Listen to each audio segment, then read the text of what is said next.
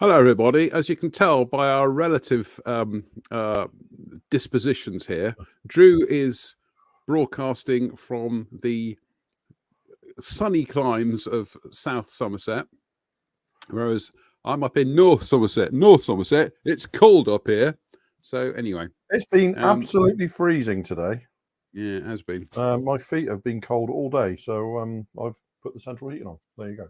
Here we are. Yeah, mine's not coming on until after the show, but I like you to all see how I'm suffering for my art here. So anyway, welcome to the show, everybody. How has your week been, Drew? It's gone very, very quickly. Hasn't it just? I didn't do any overtime this weekend. I thought I'll have the weekend off and have a nice long weekend. It just feels every bit as quick as like a normal weekend when I do plenty of overtime. So as an experiment in having valuable time management. Dave, you're 20 minutes behind, mate. I said good evening, Tom, when we started, so you're too late, Dave.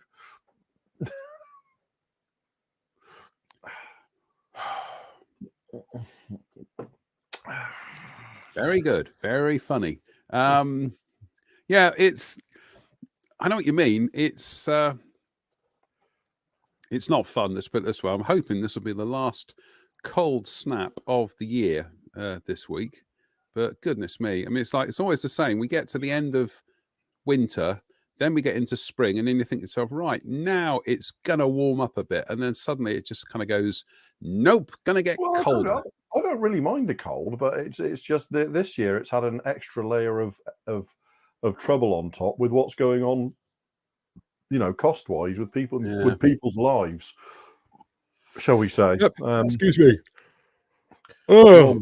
Normally we just kind of we bumble through it with plenty of central heating and stuff, and this year people are actively taking measures not to not to increase their bill. I mean, I'm fairly fortunate because I had a look this week, and whereas normally I would get a significant refund off my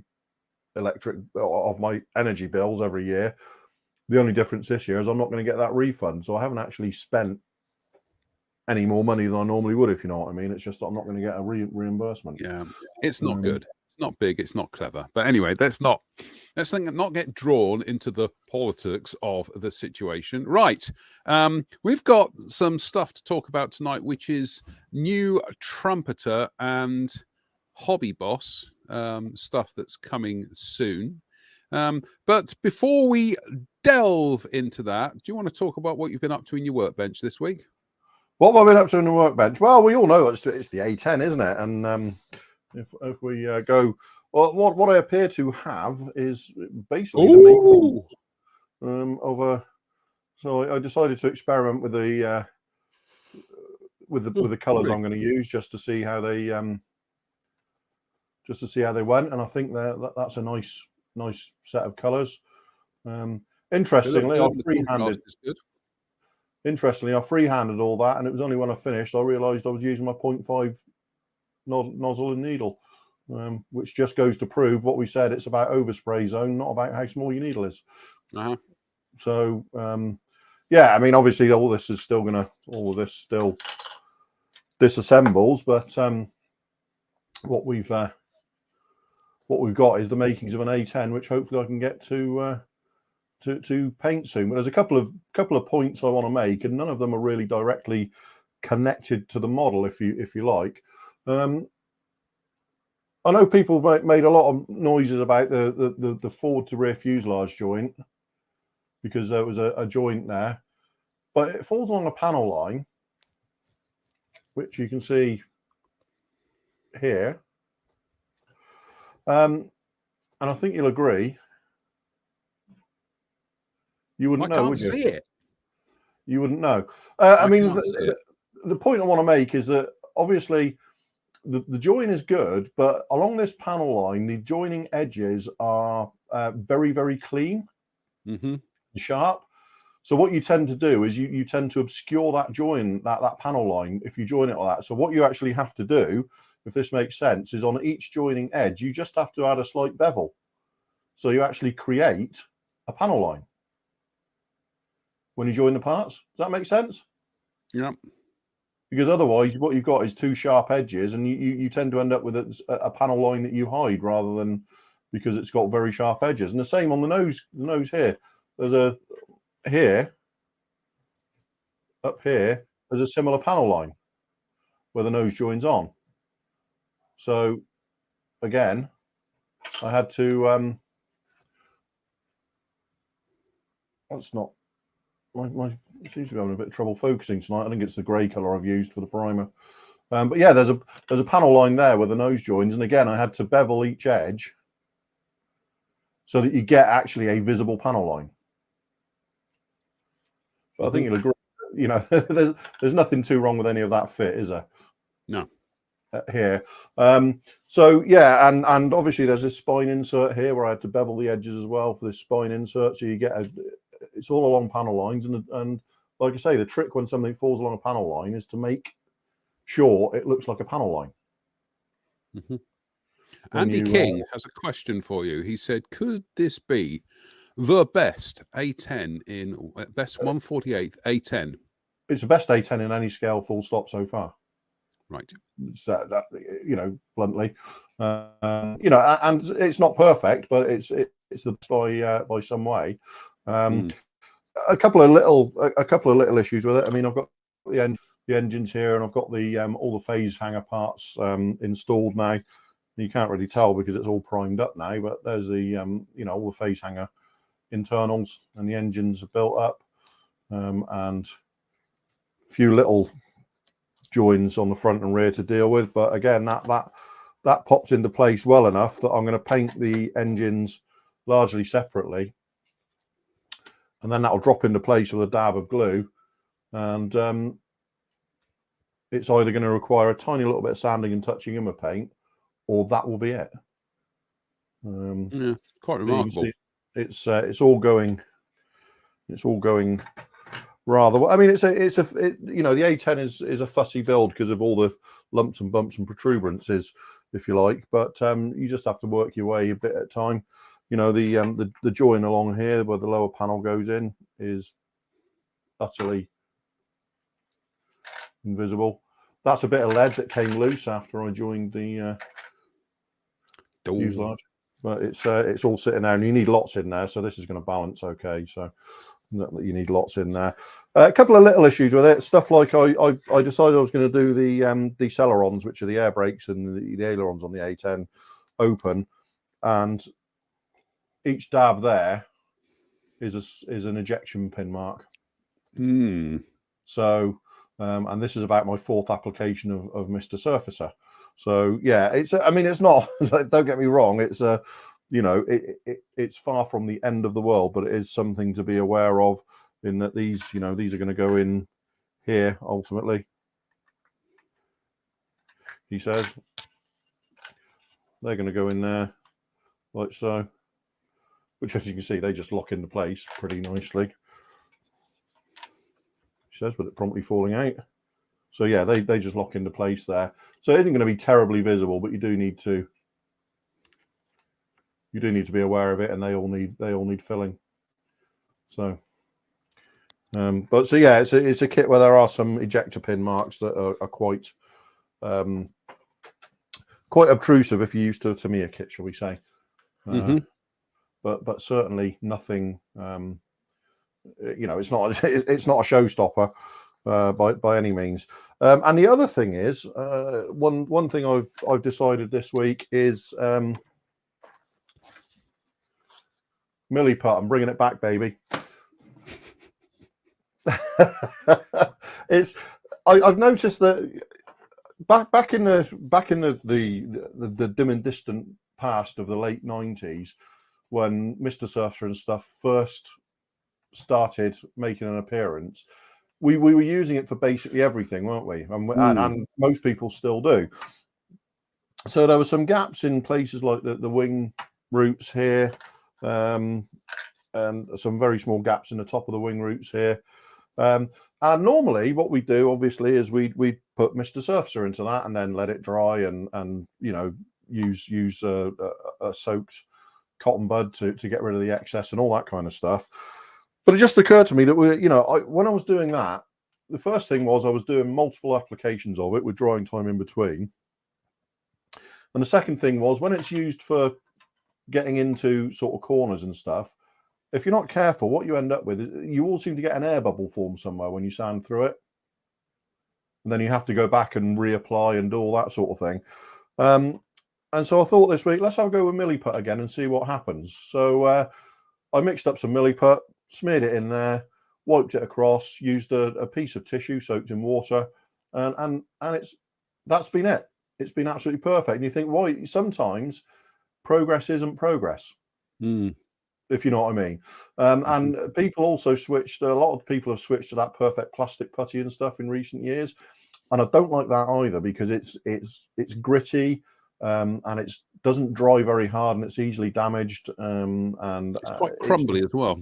Yeah, it's crumbly, and it's just not as good as you'd think it would be. Whereas Milliput, you know, mix up. It takes 2 or 3 minutes to mix a little ball of it up, get it in there, clean it off, and I'll be going back. There's a couple of tiny little gaps at the here, which you can probably just see there, where that's my alignment issue, not the kit. But again, I'll just run a bead of Milliput into that and clean it up later on, and that'll be it. So yeah, I'm firmly of the opinion that yeah, Milliput, I'm bringing it back, baby. Well, Jim Aldergott says, good old Milliput. I have a box of that somewhere in my storage drawers. And Dave Fleming says, awaits comments that why would you use a plumbing product when specialist modeling ones are available? Yeah, I'm sorry. Yeah, I know. Some people do say that. No, Milliput has been a modeling staple for nearly 50 years. Well, I think my first exposure to Milliput was probably like 1979. I was 9 or 10 years old, and Rory got a packet of it because it was all the rage. So we were just getting into modeling, and he got some, and that's 44 years ago. Yeah. Well, my first exposure to Milliput was in military modeling in, was it 1975, December 1975, I think it was. And it had just come onto the market, and they were talking about it, and they were saying, this stuff is brilliant.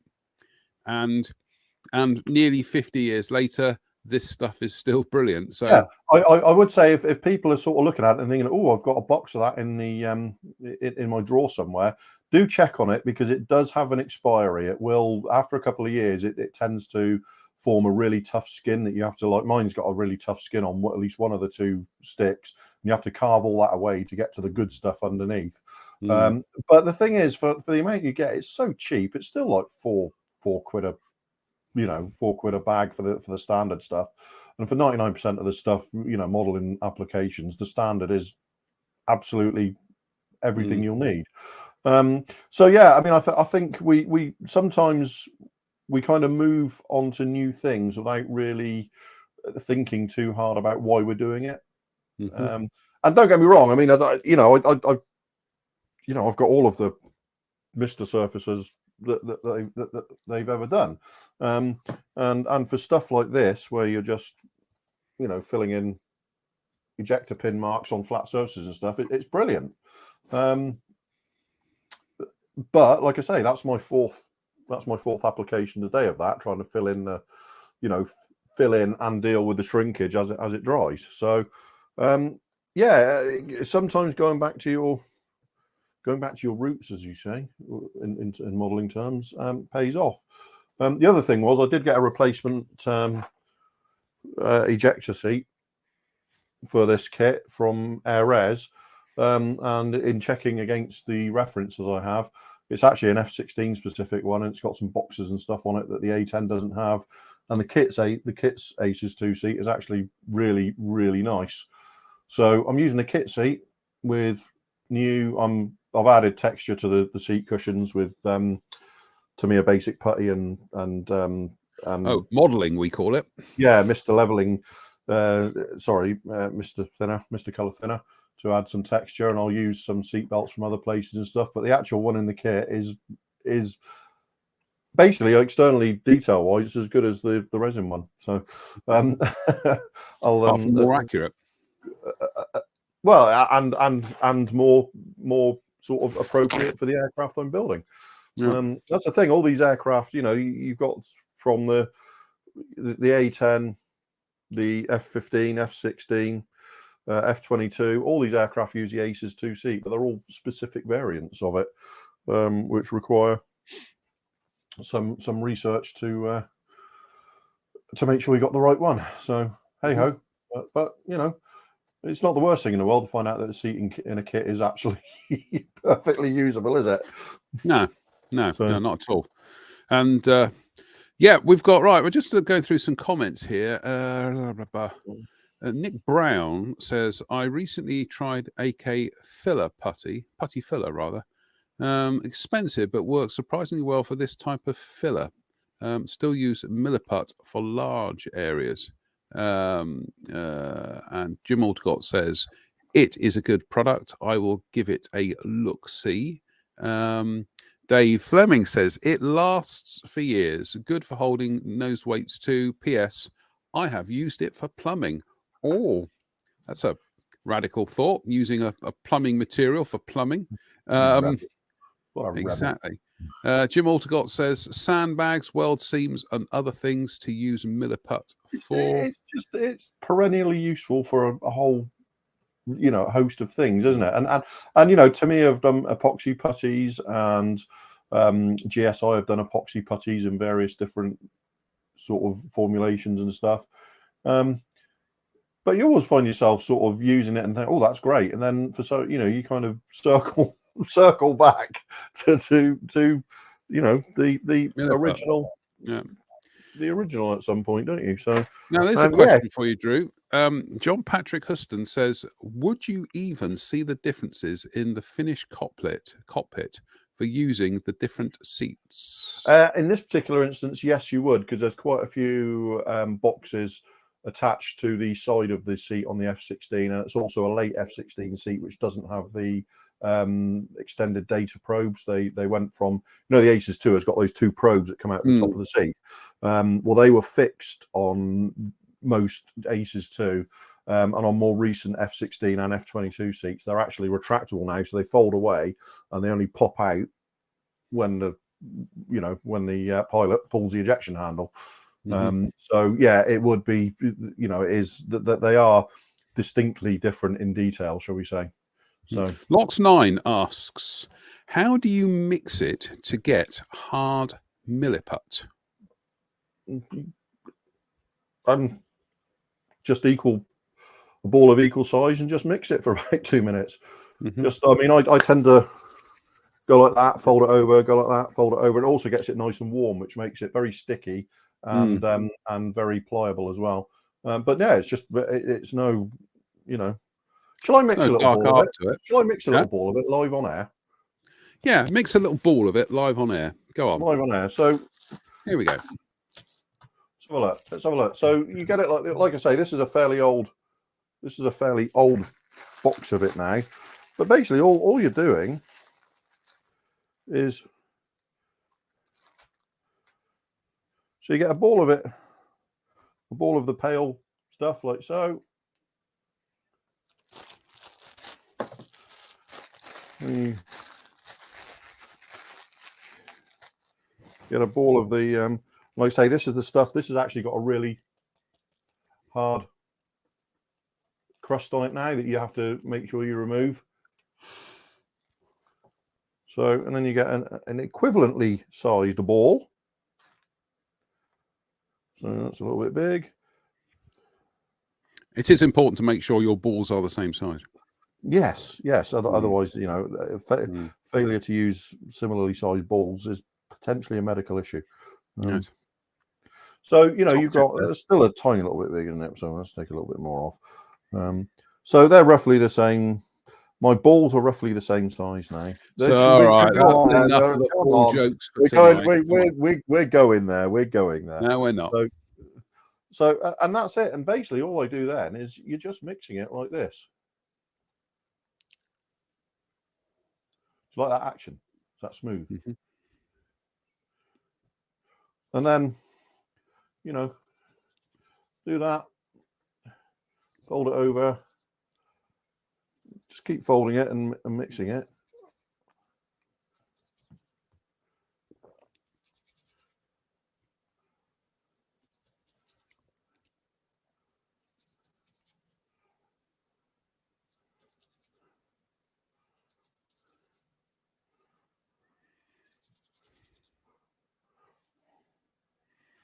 Also, as you carry on doing that, the Milliput warms up and it becomes more pliable. Well, that's it. That is now mixed up, and that is very warm because it's been obviously there's friction and stuff whilst you've been sort of mixing it, and that is now.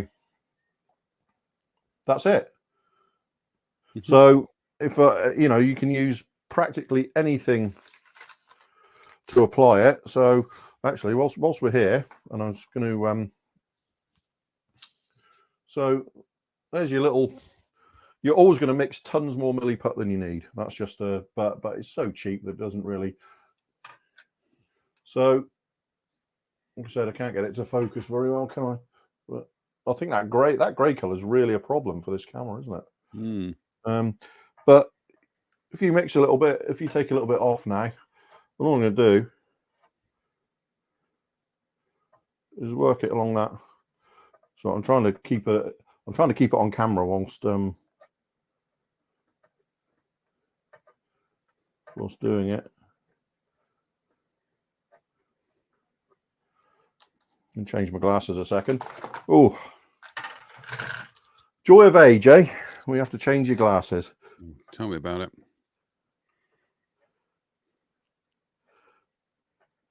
So whilst this looks a little bit rough and ready, a little bit messy at this point, like that, all you then have to do is take some water, and you can use a bit of tissue or a cotton bud, anything you like so. So wet a piece of tissue like so,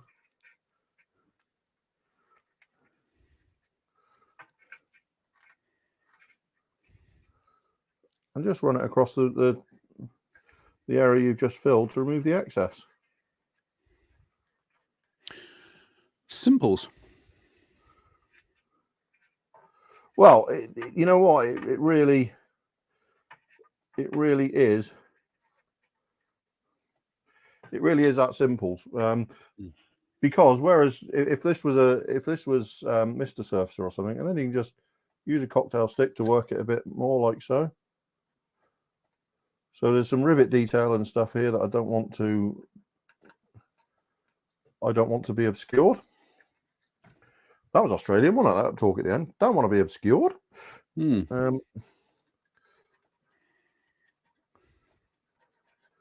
that's it. So, I'm going to argue that in spite of the mixing, that was probably quicker to fill that than it would have been with Mr. Surfacer. By the time you've gone back after it's dried and removed the excess and all the rest of it. And that is basically it. So. Bill Clark says, I put Milliput on the radiator to warm up before mixing, especially in this cold weather. I tend only to use the fine white stuff these days. And Simon Lewis says, could you use epoxy such as Araldite? If it's an epoxy filler, yes, you can. It's epoxy putty. Yeah, I would. Yes. I would steer clear of using something like Araldite for filling gaps, though. Trust me, it's a voice of experience. It doesn't. It doesn't bond well. So any kind of flex in after it's dry will snap it out. I have tried this, trust me. Okay. But like I say, for this is like, you know, £4 for a bag of this. It's going to last you quite a few years. So, and this is the thing, is you can look over, and I'm seeing another tiny little gap here on the wing fairing. And you can just move around the model doing this sort of thing, and that milliput, and that's that filled, and that won't require any sanding or anything. The other side's fine. And you just move over the model doing that with the milliput. And as you can see, you always mix up tons more than you will use for most jobs, but it's so, you know, it's cheap as chips, so it doesn't really matter. And that will remain usable for about an hour before it starts developing a skin and starting to go off. And then within 8 hours, it's sandable. So milliput, it's just an old classic, isn't it? It works because it works. It's just an old classic, and every time you go back to it, you end up thinking, why don't I use this all the time? We've got some comments here. Steve Moores says Aradite epoxy putty is like milliput standard grade. Andy King says I prefer the white milliput too. And they're all good. All the milliputs are fine, but generally speaking, the standard yellow grey is fine for nearly any modelling job you're going to come across. Stan Codling says I bought a clay roller on Amazon, like a pasta roller. Great for rolling really thin sheets of milliput for tarpaulins or cloaks on figures. Also, love black milliput. And Craig Sargent says milliput gets a hard shell on the separate components if left too long. Tends to have to get replacement every few years. Which is what I've just said, isn't it? Yeah. I just said exactly that, and I showed that. So anyway, I've had a look through, and like I say, you can get like, here's some you bought earlier. GSI epoxy putty, which is like, so it's another 2-part putty. There's Tamiya's epoxy putty quick type, and here's how natural it becomes. I said, you know, you'll have to get a new one of these. It does have an expiry date, and I've just looked in my drawer and I found a fresh bag of it that haven't even broken the seals on it yet. So I could theoretically throw this time expired one out, but as you can see, it's still working. So Craig Sargent says it doesn't adhere well to styrene. Had a few models where I've had to fix where it chipped off. What was that, Craig? Is that milliput or something else? Let's find out. Let's investigate. I mean, I think, yeah. I mean, it's an epoxy, so it doesn't, you know, it's not solvent based, so it doesn't adhere. So you have to be careful of going on areas where there's going to be flecks and stuff like that. But I mean, that's pretty much if you use something that does stick, like you know, Tamiya's basic putty, and you get a flex, that'll just crack. So it, you know, you take your chances. But for stuff like I'm using it for there, if I was filling major gaps or stuff, I'd probably still use CA and talcum powder to do that. But for this, it's, you know, for filling that the gaps I'm filling there are not going to be subjected to any sort of stresses at any point. They're just, you know, it's hairline cracks that traditionally, or in the last few years, we'd have used one of the Mister surfaces for. And like I say, the other issues I get with Mister Surfacer mean that milliput's a better option in many cases. John Connolly says, "Hello, guys. Just wondering, as in magazine builds, do we need every aftermarket product to build a kit to make it better?" No, not really. No. I mean, I think you have to appreciate that for in many ways, modern magazines are quite often and I mean, I'm not. I don't want to sound like I'm putting them down, but they're quite often they're like extended catalogs. Here's what I used for this build, you know, and it's just all it's doing is showing you what's out there, you know, with somebody's build. They've used all this stuff. It's only fair that stuff gets mentioned in the article, but it's not, you know, mandatory. It's not mandatory. I think I said this the other week. I tend to find that I get put off building new releases sometimes with the sheer amount of new stuff and aftermarket that gets released for it, because I kind of convince myself that I need it all, but I don't want to get it all. And then if I go back to that kit 3 or 4 years later, I won't care. I'll just build the kit and enjoy it. You know, because all the hubbub over the aftermarket stuff has died down by then, and there's a good chance you won't be able to find it even if you want it anyway, because it's all far more limited markets than the actual styrene is. You know, a couple of years later, I just don't care. You know, I keep meaning to get the Tamiya Heinkel 219 because it's one of my favorite aeroplanes. I keep on meaning to get one of those. I sold my original one without building it. Now I want another one. But when that was released, there was like a slew of aftermarket for it in the months following, like just umpteen sets. And it kind of put me off building it because I was thinking I need this and I need that and I need, and you don't need any of it. You're still getting a beautiful model, just building it. Yeah, no, I agree. I agree. Yep. Right. Let's leave Milliput behind for a while. Let's leave that behind to settle. I don't know where I was going with that. So that's lol. I've just got to try and see what I'm doing here. Goodness me. Share screen. I have no idea. Yeah, I know. It's just, oh, for goodness sake. I've forgotten what I was doing, folks. So not for the first time. Not for the first. The old COVID brain fog again. Right. Here we go. Right. We're going to look at some of the Trumpeter and Hobby Boss releases that have recently come up on their catalog. And here we go. So I'm trying to work out, because they don't, let's put it this way, they don't exactly kind of give you an easy way of navigating these pages. So I'm just going to have a look to, we're going to jump down. Okay, look, let's start on this page here. And there is some new stuff on here. So what we'll do is we'll pick out the new stuff as we are going. And what we've got here is, excuse me, they've got a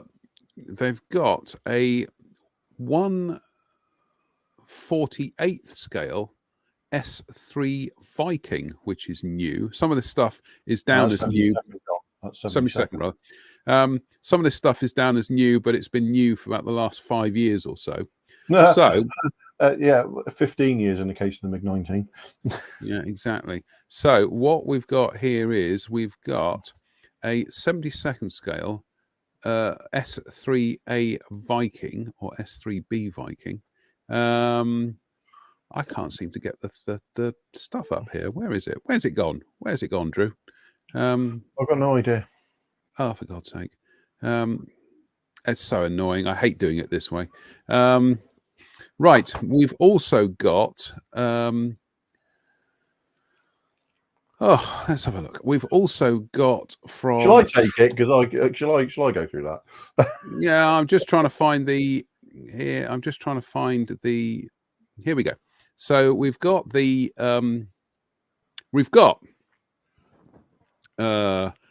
We've got a Fairy Fulmer and a Fairy Battle in 1/48th scale. Everything there on the 48 scale is new. Okay. Is new. So you've got the Z10 attack helicopter, which is a Chinese, actually interestingly Chinese made, but actually designed by Karmov for the Chinese. There you go. That's interesting. So the hips, I think the hip has actually been released. So you got a Mil 17 and a Mil Mi 8 MT. Oh, sorry. Let's try doing that again, shall we? Lol. It's all right. It's this. It's the operator. It's the operator. It is. You can't get the stuff. There we go.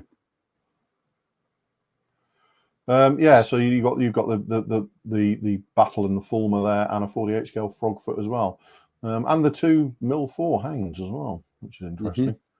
But I can't actually see. You can't actually see the whole screen now, John. I know. I hate this. It's such an archaic system for trying to stop screen, try again, present, share screen. I know. Here we go. There we go. Right. So we can all see that now, can't we? Yep. There we go. So yes, and the 72nd scale intruders and prowlers have been about for about 5 or 6 years now.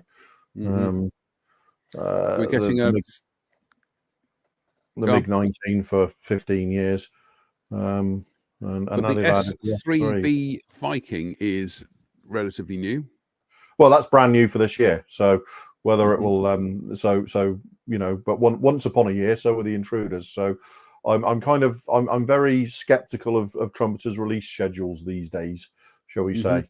But a new 72nd scale Viking, is to be commended. It's a great aeroplane. And I look forward to it and hope it does make it, and hopefully they'll capture all the little differences between the A and the B.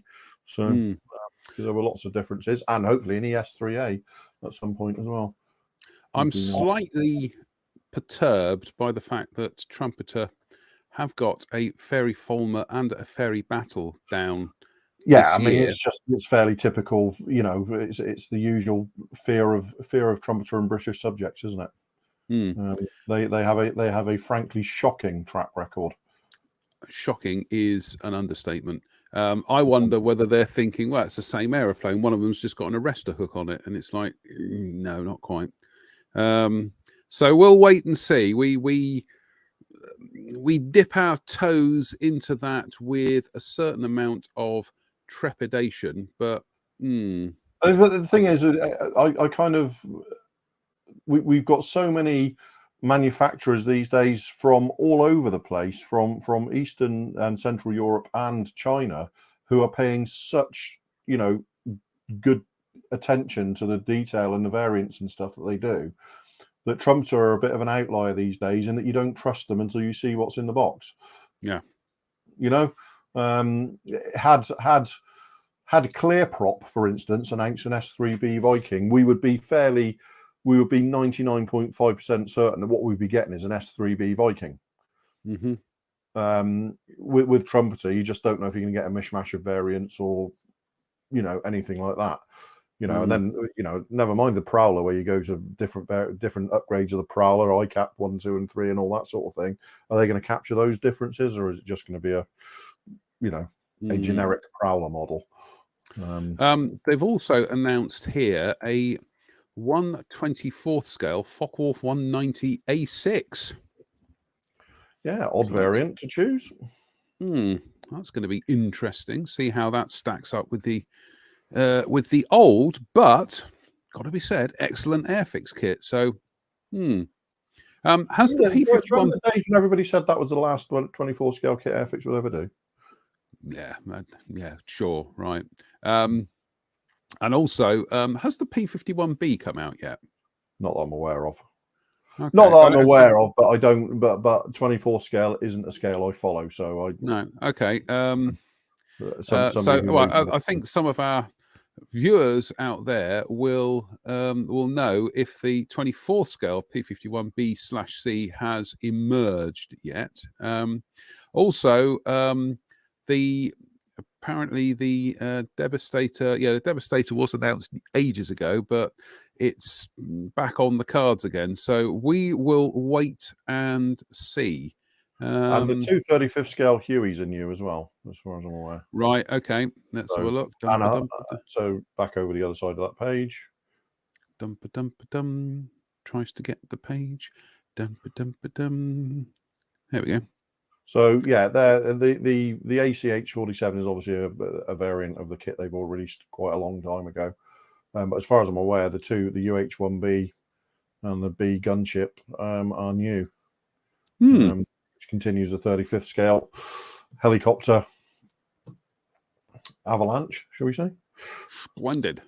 Right, let's go on to. I've got to try and find what page we're going on to now because this is all higgledy-piggledy.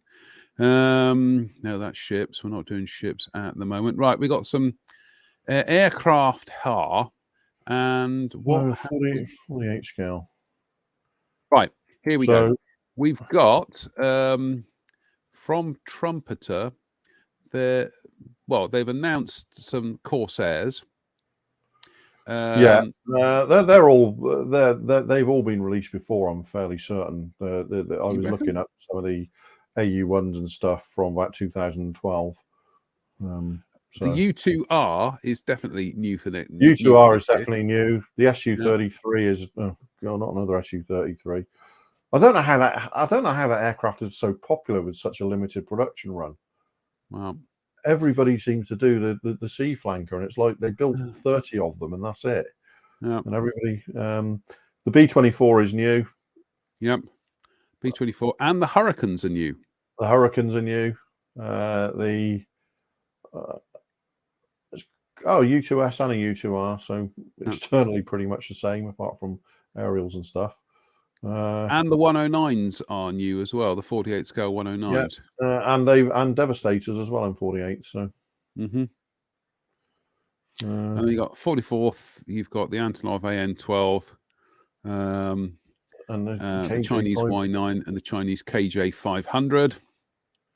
But that's so yeah. So we've got some new stuff coming from Trumpeter there, doing Hurricanes. So we looked at this the other week though, didn't we?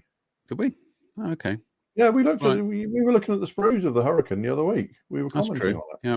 Well, they're doing 4 versions of it, so I believe it got a solid from us.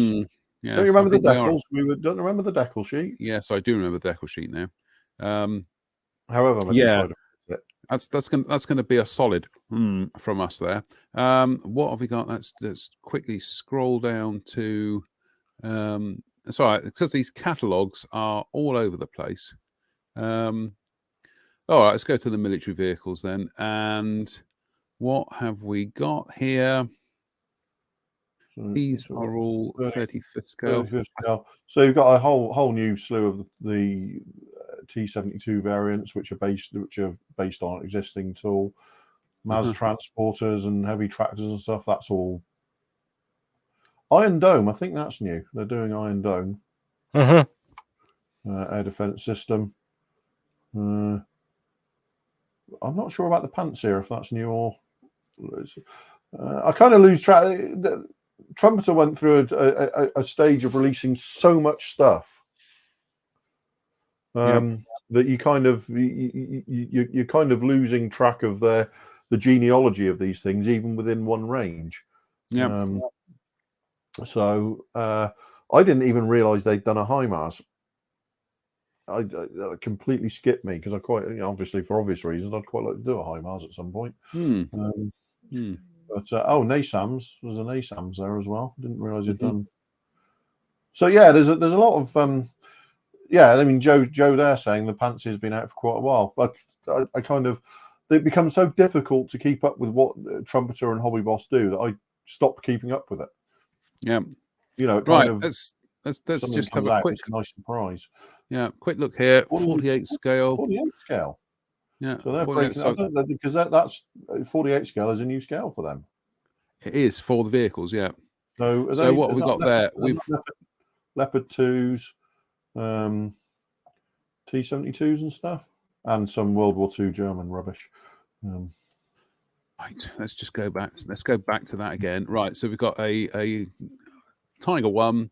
We've got a Panther A. We've got that looks like a a late war paper project Panther, a couple of late war paper project Panthers. Got a Panzer IV Aus F2 and an Aus H and a J, another paper Panzer. Then we've got German. Got the Leopard 2 A4, a Leopard 2 A5 A6, and a Leopard 2 A6EX. So yeah, that's all new. That's all new. The leopard becoming very, very popular this year, obviously. Yeah, odd that, isn't it? And what have we got here? We've got military vehicle series down here, and I'm just going to zoom in on the page. And what have we got there? These are 1/16 scale. Goodness me, I keep missing that. So we've got a Tiger. These have been out for a while, actually. Most of these, in fact, I think Heller have even reboxed some of these. So yeah, nothing new there. Let's skip on. We've got 72nd scale. Oops, let's try again. 72nd scale, and we've got a. Again, I'm not quite sure how much of this is brand new and how much of this has actually already been released. So we've got some Russian ICBMs and missiles and things, and whatnot. S-300s of various variants. Yeah. Then F-41. Oh. God, hang about. Damn page keeps jumping down. Then we've got the 41 there. We've got a Marder, Flak Panzer, Jagdpanzer. I think a lot of that has already been released. Bear with me. Like I say, it's just so difficult to keep up with what's going on. Yeah, bear with me. I just got to tend to something, but we'll go down to the next page, which is there we go, that one. So I'll be back in a second. So 1/18 scale. 1/18 scale Dauntless. I think that's been released before, hasn't it? 1/24 scale Spad SE5 and Fokker DR1. I'd be interested to see what the design for those looks like, shall we say? Because I suspect they'll have a lot in common with previously released models. 48 scale Raptor, whatever. There's two new two Gladiators there is interesting, and the Duck, a 48 scale Duck, that's really caught my eye. But again, everything released by Hobby Boss and Trumpeter these days it's a huge caveat for me from the start, in that I will wait for it to be released before I sort of pass any sort of judgment or anything on it. Because I basically, it's fair to say I don't trust the company. I don't trust them not to get it wrong, shall we say, and sometimes egregiously wrong. I mean, I am curious about the Gladiators. Oh, the Gladiators and the Duck are not new. They were previously released as merit kits. So we're cast into the cauldron of, what is the genesis of any given model from these people, because they've done models for so many different people and inherited so many different kits and stuff like that you just it becomes such a difficult job to keep up with what they're doing. This is why we have such a well-informed and intelligent audience who can put us right on these things. So there's stuff there. Again, I'm completely at a loss as to whether how much of this is new tool, how much of this is repopping somebody else's molds. I mean, that CRAM is nice, but again, has that been released already? Is that not a new model? Is the CRAM there? I don't know. And what's the one next to the CRAM? Is it the Pershing 2? Yes. Yeah. Pershing 2. Well, there's a blast from the CND past. So it's do you know what? I really do hate the format that they do this in, and it's a complete pain dans le derrière to try and pick through this all and try and do it. So this is I Love Kit, and yeah. I think, I mean, so like somebody, I think it was Lox9 said back up. Do they actually make any money, or is it just a bottomless pit? I think it's pretty much accepted that they're basically a government department. Yeah, the whole Trumpeter hobby boss sort of empire is basically a government department, a government make work department. So yeah. I don't really think I don't really think making money is an issue for them. Yeah. Powell makes a very good point. He says you are showing pages for 3 brands all mixed up: Trumpeter, Hobby Boss, and I Love Kit. Yeah, we have. It's just, unfortunately, the website is such a mess that actually trying to separate them out into separate bands, it's just, yeah. And anything, even the simplest pages, just seem to take an age to load as well. It's really it's one of the most awful web pages in existence in the model world, I would suggest. Yeah, which is a shame. And it always has been. It was when it first went online in sort of 2006 or 7 or whatever, and they've just done nothing with it ever since. Yeah, wouldn't be so bad if they did the pages in. I'm just gonna eat humble pie here, but I was just gonna say it wouldn't be quite so bad if they did the pages in different colours. But Trumpeter. No, you see, because I'm looking at, they got some of the Trumpeter stuff is in green.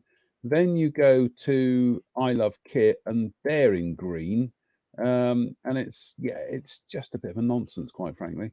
That's Hobby Boss. So Hobby Boss are doing the Hurricanes, and their stuff is in blue. And then you go on to Trumpeter, but then it's back in green, and then some of their aircraft are in blue, and it's just like, have really distinctive branding between the different companies, and then pick them out that way. They've probably got a thing or two to learn about marketing their stuff more clearly, let's put it that way. But anyway, Spencer Pollard says, "Evening, fellas. I hope you are both well." I don't know. Are we well, Drew? What do you think? Fair to middling, I think. fair to middling. Dragging my feet here. Comes the cat trying to jump up on my lap, idiot. And Jim Altogether says, TriStar was a good model maker that didn't last long. I have a DAC figure set released under Hobby Boss. Very good figures, crisp molding. Yeah, their stuff has been absorbed into Hobby Boss now. Lots9 says that Marder is being released by Hobby Boss, going by Scalemates. Yeah, it's like I say, we're getting them all mixed up here because it's all a bit. It's all not very clearly laid out on their website. Let's put it this way. And Powell says, just another Trumpeter Hobby Boss brand name. Many ex-Merrick kits, but new tools too. So, and David Mummery says, have I missed anything? Not really. No. You never do, really. Not really. Nothing that won't be repeated. Yeah. Yeah, exactly. And Russell says Trumpeter has a new brand called Storm Factory, which seems to be a vehicle to re-release Kitty Hawk kits. Oh Lord! Two of the 37 scale F5Fs have been issued under this brand. So, yeah. Oh Lordy! I have to say the late and largely unlamented Kitty Hawk. You know, they were almost immediately left behind, weren't they, by progress? Bless them. Right. Right. We're coming up to 26 minutes past the hour here, and I think, other than, I'm just having a look around here, other than just having a quick go through the Trumpeter / Hobby Boss / I Love Kit. Which particular bit of commentary you want to make, Dave? Great commentary. Yeah. No, Panda are not in business because they were the armor wing of Kitty Hawk, so they disappeared along with Kitty Hawk. Lox 9, what happens when China donates weapons? Do we not buy their kits? We make your own choice, don't you? It's it's up to you. Yeah. We all make our choices. No, absolutely. Right. Do you know what? I think we'll wrap up early tonight because, and I need to go and wrap up early tonight because it is freezing here at the moment. Dave. Yeah, I think Dave. I think that was their full name, I believe, Dave. Oh, Kitty Hawk. Oh Lord. Kitty Hawk. Oh Lord. Yep. Right. I'll just do a quick update on projects at this end. I'm still waiting to get my replacement parts for my Tamiya Comet, seeing as some bits of this kit were filched at Telford for Marcus Nichols' build. So as soon as I get those bits, I can crack on and finish this one off. So at the moment, I don't know, I might start building that ICM German staff car for a giggle. I've still got that German Hanomag RL20 tractor to build, and other stuff as well. So it's a busy old I'll time hopefully here. get that into paint this week. So. Very good. Very shaky. Good. Yeah, that's. You need to glue your weight down. Actually, Jim Alcott says, "Where are you getting your replacement parts from, JM?" I'm going to be getting them from Mr. Farmer because he's the guy who stole them out of my kit in the first place. So, yes, I should be going to him and say, "Can I have these replacement parts for my Cromwell, please? Comet, please." So, yeah, that's where I'm going to getting them from. Why were they stolen? Sorry? Why were they stolen? Because Marcus apparently either lost or messed up the bits on his model. I'm not going to cast any aspersions, but they were needed, so they were borrowed and have now appeared on his model for Tamiya magazine. Appropriated, yeah. So hopefully I'll get a plug for that. But I don't think I will. But yeah, so that's that. Which is a shame because when I started building this Comet 3 months ago at Telford. 3 months ago, 4 months ago. Goodness me.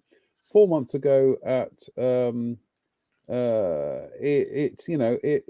was rolling along, and then it all came to a halt because my parts were borrowed. So we'll get it sorted out. I'll have a word with Mr. Farmer tomorrow, and we'll get brand new bits for that kit because they've always got kits that end up donating parts to parts for spares. So yes, they'll be able to get me the spares, but it is annoying because it's held up this build now for 2.5-3 months. Anyway, on that note, reaches round for his bell. Any other business? Not from me, no. No, I haven't got anything either. Just having a think. No, I've got a full-on week work-wise, so I've got to knuckle down and get on with that. And also, I've got I'll get the tiny violin out, Derp. I've got more tests this week to try and determine what is wrong with this fatigue I'm suffering from. Look, you say what's wrong with you, and I'm like, that's going to take a long time. Well, where do you start? So so for a needle phobic person like me, I'm having more bloods withdrawn this week, which I'm really looking forward to. So but I should be a big brave boy and have tea and cake afterwards, so that's jolly good. And but yeah, I just need to get to the bottom of it because it's really starting to kind of like wear me down now. But anyway, apart from that, everything's fine. So I'm just seeing if there's Lox9 says, wonder if that locomotive is being released from from Thunder Models, possibly from Thunder Models, possibly. Steve Moore says a whole armful. Then, yeah, reference to Tony Hancock. How much do you need? A pint. A pint. That's very nearly an armful, isn't it? That's very nearly an armful. Yeah, exactly. Yeah. So, very good. Right. On that note, we will love you and leave you this evening. Are you up on Wednesday, Drew? Or are you working late? I'm on late. I'm on You're late. on late. Fine. I'll rope some other sucker. I mean, I'll rope some other stalwarts. I saw Reevesy about. Reevesy was about. Yeah, we'll get Mike on. That'll be good fun. Because Mike's been very busy re-engineering his working arrangements and whatnot, and yeah, he's pretty much done away with all his resin casting now, and it's all 3D printing. So yeah, and he'll no doubt regale you with a story of unloading something like 1200 1/16 scale. 1200 1/16 scale. Something or other, some German. Yeah, Panzer IVs. No, they were Tigers for Andy's hobby headquarters. So yeah, I think frankly, if we're going to kind of like give that a good plug on the show, we should get one. But well, never mind. You live in hope. Anyway, look, on that note, we will be back on Wednesday. Drew won't. He'll be working, but I'll be back on Wednesday, and I'll probably be back. I'll be at work. You'll probably be at work. We might be ill. Yeah, won't be at work. I'll be working. No, I'll be at work. There's a difference. No, you might not be. You might go down with a bug or something. So, anyway, on that note, just to say thank you for joining us tonight. We'll be back on Wednesday. Until then, as always, stay safe, stay out of trouble, and we'll see you in the middle of the week. So, see you later, everybody.